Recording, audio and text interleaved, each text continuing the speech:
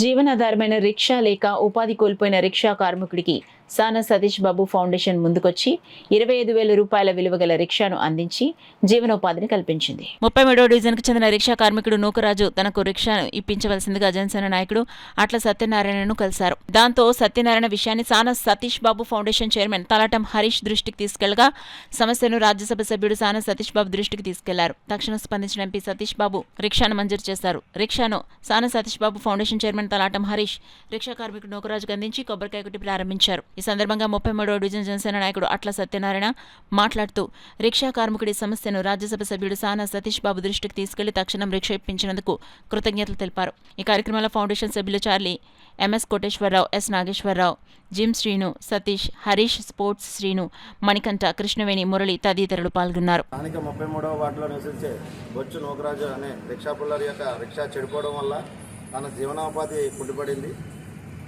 ఆ సందర్భంలో నన్ను వచ్చి రిక్షా ఇప్పించవలసిందిగా కోరారు.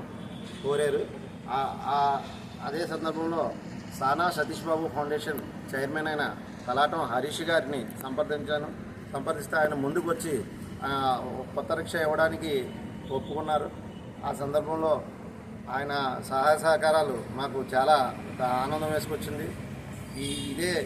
ఇటువంటి కార్యక్రమాలు ఆయన చాలా చేస్తారు. సతీష్ గారి ఫౌండేషన్ ద్వారా చాలామంది విద్యార్థులు, ఇటువంటి కార్మికులకి, అనారోగ్య సమస్యలు వచ్చిన వాళ్ళకి చేసి ఆయన ఎన్నో మంచి కార్యక్రమాలు చేస్తున్నారు. ఇంకా రాజ్యసభ సభ్యుడిగా కాకుండా ఆయన మంత్రిగా కూడా చూడాలని కోరుకుంటున్నాము. సానా సతీష్ గారి ఫౌండేషన్ని ఇంత చాకచక్యంగా నిర్వహిస్తున్న తలాటం హరీష్ గారికి ఈ సందర్భంగా మా నూకరాజు గారి తరఫున నేను ధన్యవాదాలు తెలుపుతున్నాను.